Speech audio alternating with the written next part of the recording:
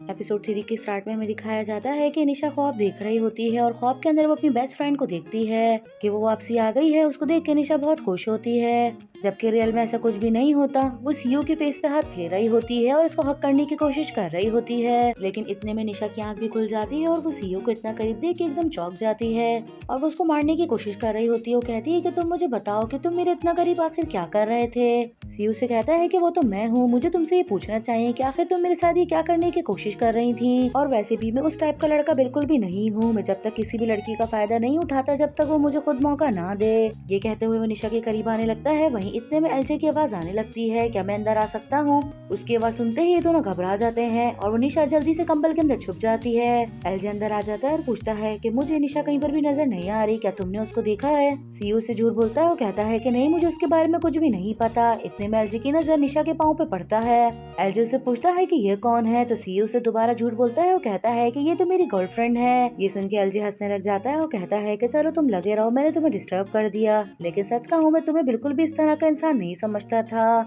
ये कहते हुए एलजे रूम से बाहर चला जाता है। फिर निशा बाहर आ जाती है और ये दोनों दोबारा से लड़ने लग जाते हैं। थोड़ी देर गुजरती है कि एलजे कुछ पूछने के लिए दोबारा से अंदर आ जाता है। जब वो निशा को देखता है तो देख के एकदम चौंक जाता है। वही निशा और ये दोनों भी देख के एकदम शॉक्ड हो जाते हैं। एलजे निशा को तो कुछ नहीं कहता, लेकिन वो सीओ को मारने लग जाता है और कहता है कि तुमने मेरी कजन के साथ आखिर क्या किया। वो उसको इतना मार रहा होता है और उसको बोलने का एक भी मौका नहीं दे रहा होता। फिर वही हमें थोड़ी देर बाद का सीन दिखाया जाता है। ये लोग लॉन में आके बैठ जाते हैं और निशा एलजे को सारी बात बता देती है कि कल आखिर क्या क्या हुआ था, लेकिन एलजे को अभी यकीन नहीं आ रहा होता। वो कहता है कि चलो मेरे साथ चलो, मैं तुम्हें डॉक्टर को चल के दिखाता हूँ और साथ ही तुम बिल्कुल भी मत डरो और मुझे साफ साफ बताओ कि कहीं इससे तुम्हारा कोई फायदा उठाने की कोशिश तो नहीं किया। ये बात सुनते ही सीयू चिढ़ जाता है। वो कहता है कि बस बहुत हुआ, वो तुम्हारी कजन थी जो कि मेरा फायदा उठाने की कोशिश कर रही थी और मेरी बॉडी पे हर तरफ हाथ फेर रही थी। निशा फौरन सीयू को चुप करवा देती है। वो कहती है कि नहीं, ऐसा कुछ भी नहीं हुआ, मैं बिल्कुल सेफ हूँ। निशा तो ये कह के वहाँ से चली जाती है। निशा के जाने के बाद एलजे सीयू को कहता है कि तुमने मेरी कजन की टेक केयर की, उसके लिए थैंक यू सो मच, लेकिन आइंदा के बाद उसको कुछ भी प्रॉब्लम हो तो तुम फौरन आके मुझे बताओगे। अगर ऐसा नहीं हुआ तो तुम्हारा दूसरा गाल भी नहीं बचेगा। सीयू कहता है कि मुझे तुम्हारे थैंक यू की कोई भी जरूरत नहीं है और वैसे तुम्हारे दिलो दिमाग में क्या चल रहा है उसका मुझे थोड़ा बहुत आइडिया हो रहा है। फिर वही हमें थोड़ी देर बाद का सीन दिखाया जाता है। सीयू नाश्ता लेने के लिए आता है। वही इतने में एलजे भी आ जाता है। ये दोनों एक दूसरे को गुस्से से देख रहे होते हैं और दोनों ही बिल्कुल सेम नाश्ता ऑर्डर करते हैं जो कि निशा का फेवरेट होता है। उन दोनों की बात सुनते ही आंटी कहती हैं, कैसा लग रहा है कि तुम दोनों अपनी गर्लफ्रेंड के लिए नाश्ता लेने के लिए आए हो। एलजे कहता है कि नहीं, ऐसा नहीं है, मैं अपनी कजन सिस्टर के लिए लेने के लिए आया हूँ जो कि बहुत ज्यादा क्यूट और बहुत ज्यादा खूबसूरत है। सीयू कहता है कि मेरा तो कुछ पता नहीं, अभी तो हम दोनों सिर्फ डेट कर रहे हैं, हो सकता है कि फ्यूचर में हम दोनों हस्बैंड वाइफ भी बन जाएं। एलजे को ये बात बहुत ज्यादा बुरी लगती है और वो उसको कहता है कि अगर तुम निशा के लिए नाश्ता लेने के लिए आए हो तो छोड़ दो, मैं अपनी बहन के लिए खुद ले जाऊंगा। लेकिन इतने में उसके पास कॉल आ जाती है और कॉल उसके ऑफिस से होती है जो कि इंटरव्यू के लिए उसको बुला रहे होते हैं। एलजे के पास तो अब कोई और रास्ता नहीं बचता, उल्टा सीयू उसका बहुत ज्यादा मजाक उड़ा रहा होता है और कहता है कि अपनी बहन की फिक्र मत करो, मैं उसका अच्छे से ख्याल रख सकता हूँ। एलजे वहाँ से चला जाता है। फिर वहीं हमें घर का सीन दिखाया जाता है। राय अपने रूम में आता है तो निशा उससे पूछती है कि गीगी की तबीयत कैसी है, क्या वो अपने घर चली गई। राय उसको बताता है कि पूरी रात जाग के मैंने उसका ख्याल रखा, अब वो बिल्कुल ठीक है। निशा जब ये बात सुनती है तो कहती है कि इसीलिए मैं चाहती हूँ कि तुम दोनों दोबारा से साथ आ जाओ। राय उसको कहता है कि अगर तुम वाकई हम दोनों के बारे में बहुत फिक्र करती हो तो चलो मैं तुम्हें बता देता हूँ, मैं अपने शूट पे दिन रात बिजी रहता था जिसकी वजह से मैं गीगी को टाइम नहीं दे पाता था। एक दिन मैं अपने शूट से जल्दी फ्री हो गया, जब मैं उससे मिलने के लिए उसके घर पे गया तो उसके घर में कोई और जेंट्स आया हुआ था और वो उसको यही कह रही थी कि हमारे बीच में जो भी बात हुई है उस बारे में राय को कुछ भी पता ना चले। तो अब तुम मुझे बताओ, क्या तुम ये चीज बर्दाश्त कर सकती हो कि तुम जिससे प्यार करो वो तुम्हें धोखा दे। वो मेरा पहला प्यार थी, मैं उसको यही सोच के भुला दूंगा कि पहला प्यार कभी भी कंप्लीट नहीं होता। निशा को उसके लिए बहुत ज्यादा बुरा फील हो रहा होता है और वो यही कह रही होती है।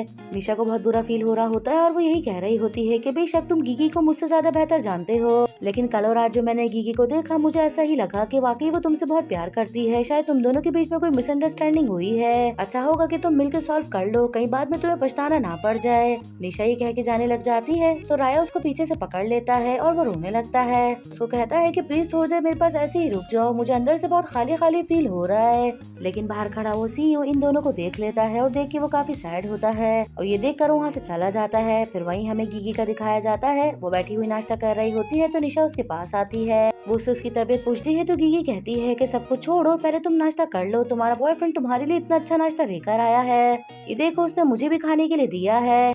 निशा ही सुन के परेशान हो जाती है और कहती है कि मुझे तो उसने इस बारे में कुछ भी नहीं बताया। गिगी कहती है कि हो सकता है कि वो तुम्हें कोई सरप्राइज देना चाह रहा हो। फिर वही हमें बाहर का सीन दिखाया जाता है। सीयू बाहर खड़ा होता है और निशा उसके पास आती है और उसको कहती है कि तुम गिगी के लिए नाश्ता लेकर क्यों आए? क्या तुम ये बात नहीं जानते कि वो राया को पसंद करती है? सीयू कहता है कि अगर उसके लिए मैं नाश्ता लेकर आया तो उसका मतलब बिल्कुल भी नहीं है कि मैं उसको पसंद करने लगा हूँ। लेकिन निशा भी उसके ऊपर गुस्सा करती है तो सीयू उसको कहता है कि मुझे ऐसा लग रहा है कि तुम यहाँ पर इसीलिए आई हो क्योंकि तुम बहुत ज्यादा जेलस हो रही हो। निशा कहती है कि ऐसा कैसे हो सकता है, मैं उसके लिए जेलस क्यों होंगी? सीयू कहता है कि उसके लिए ना सही मगर उसकी वजह से तुम जरूर जेलसी फील कर रही हो। निशा कहती है कि बस कर दो, मेरे दिल में तुम्हारे लिए कोई भी फीलिंग नहीं है। मैं तो बस इसलिए कह रही हूँ क्योंकि तुम मेरे बॉयफ्रेंड हो और तुम्हें उससे ज्यादा मेरी फिक्र करना चाहिए। थोड़ी देर आर्ग्यूमेंट करने के बाद ये दोनों मान जाते हैं। सीयू से कहता है कि मैंने तुमसे कहा था कि अगर मैं तुम्हारा बॉयफ्रेंड बनूंगा तो तुम्हें भी मेरे लिए कुछ करना पड़ेगा। मुझे कुछ फोटोज की जरूरत है तो आज तुम मेरे साथ चलो। तो पहले मना करती है लेकिन फिर वो मान जाती है। फिर वही हमें दिखाया जाता है ये दोनों पास ही एक पार्क में आ जाते हैं और बहुत सारी तस्वीरें लेते हैं। लेकिन उसको ऑकवर्ड फील ना हो तो हर तारीफ को बदल देता है और कहता है कि पास ही जो चीज नजर आ रही है मैं उसकी तारीफ कर रहा हूँ तो इतना खुश मत हो। थककर फिर ये दोनों बैठ जाते हैं और निशा के लेसेस खुले होते हैं तो सीयू वो बांधने के लिए भी घुटनों पे आ जाता है। निशा जब ये देखती है तो उसको काफी ज्यादा अच्छा लगता है लेकिन सीयू अब भी उसको चढ़ाने के लिए कहता है कि अगर तुम अपने टांगों की वैक्स कर लोगे तो तुम और भी ज्यादा खूबसूरत लगोगी। निशा उसकी बात का बिल्कुल भी बुरा नहीं मानती। फिर वहीं दूसरी तरफ हमें दिखाया जाता है घर आने के बाद निशा गिगी के साथ मिलकर राया के लिए कपकेक्स बनाती है और धोखे से फोन करके राया को बुलवा भी लेती है। राया जब आता है तो वो गिगी को देख के साइड हो जाता है और साथ ही वो उसकी बेइज्जती भी कर देता है जिसकी वजह से उठ के गिगी वहाँ से चली जाती है। गिगी के जाने के बाद निशा के राया के पास बैठ जाती है और उससे माफी मांगने लगती है। राया कहता है कि मुझे तुमसे ये उम्मीद बिल्कुल भी नहीं थी। मैंने तुम्हें अपने पास्ट के बारे में सब कुछ बताया, उसके बावजूद भी तुमने धोखे से फोन करके मुझे यहाँ पर बुलाया। निशा कहती है कि मुझे माफ कर दो लेकिन गिगी तुमसे मिलना चाह रही थी इसीलिए मैंने ये सब कुछ किया। लेकिन साथ ही वो राया को कपकेक देती है और कहती है कि तुम्हें इस पर गुस्सा नहीं करना चाहिए, हमने इतनी मेहनत से तुम्हारे लिए कपकेक्स बनाए हैं तो एटलीस्ट तुम्हें एक तो खाना चाहिए। राया भी मान जाता है और वो कपकेक खाने लगता है कि इतने में निशा के पास एलजे की कॉल आती है और वो उसको गुड न्यूज सुनाता है कि उसको जॉब मिल गई है। ये सुन के निशा बहुत खुश होती है। कॉल रखने के बाद वो राया को कहती है कि फाइनली एलजे को जॉब मिल गई है तो हमें उसको कोई ना कोई प्रेजेंट देना चाहिए।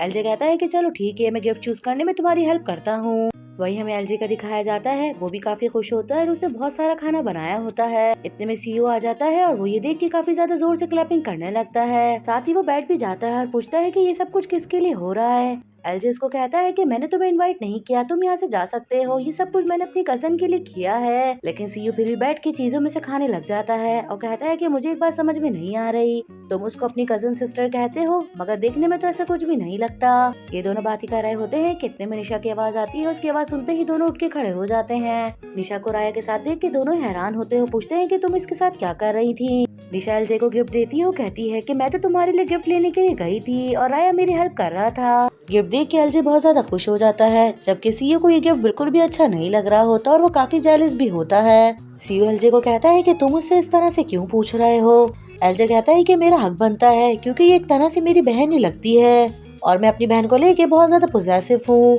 ये बात सुनने के बाद सीयू चलता हुआ निशा के पास आता है और कहता है कि इन सब चीजों से जेलस होने का हक सिर्फ मुझे है और वो इसलिए क्योंकि मैं और निशा अब डेट कर रहे हैं। एलजे जब ये बात सुनता है तो सुन के उसके दिल में दर्द होने लग जाता है, वो बहुत ज्यादा परेशान हो रहा होता है और सीयू उसको कहता है कि अगर तुम्हें यकीन नहीं आ रहा तो हम तुम्हें किस करके भी दिखा सकते हैं, इससे पहले भी हम एक दफा कर चुके हैं। वो करने जा रहा होता है कि एलजे उसको रोक देता है, वो कहता है कि ऐसा मत करो। सीयू निशा की दी हुई टाई भी अपने सर पे बांध लेता है, वो कहता है कि ये मेरी है। एलजे को गुस्सा आ रहा होता है और वो कहता है कि मैं तुम्हारी मॉम को कॉल लगा के ये सब कुछ बता रहा हूँ। निशा डर रही होती है और सीयू चीख चीख के बोल रहा होता है कि जल्दी से कॉल लगा और सब कुछ उनको बता दो। एलजे फौरन कॉल करके सब कुछ बता देता है और ये भी कहता है कि इन दोनों ने किस भी की है। निशा उसको रोक रही होती है लेकिन वो बिल्कुल भी नहीं सुनता। एलजे से बात करने के बाद वो कहती है कि मेरी निशा से बात करवाओ। निशा फोन लेते ही उनको सब बताने लग जाती है, वो कहती है कि ऐसा कुछ भी नहीं है। मॉम कहती है कि अगर वाकई तुम्हारा कोई बॉयफ्रेंड है तो फिर तुम्हारी दोस्त तुम्हारे घर में वापसी आ सकती है। ऐसा करो कि कल के लंच पे तुम सीयू के साथ घर पर आ जाओ, मैं उससे वहीं पर ही मिलूंगी। ये सुनते ही निशा भी फौरन पलट जाती है और कहती है कि हाँ मेरा बॉयफ्रेंड है और एलजे ने जो भी कुछ कहा है वो सब कुछ सच है और जल्दी ही मैं उसको आपसे मिलवाने के लिए भी लेकर आऊंगी। ये कहने के बाद वो कॉल कट कर देती है। सीयू बहुत ज्यादा खुश हो रहा होता है जबकि एलजे का मुंह उतर जाता है। यहीं पर हमारा ये एपिसोड खत्म होता है। आई होप सो कि गाइस आप लोगों को ये एपिसोड पसंद आया होगा।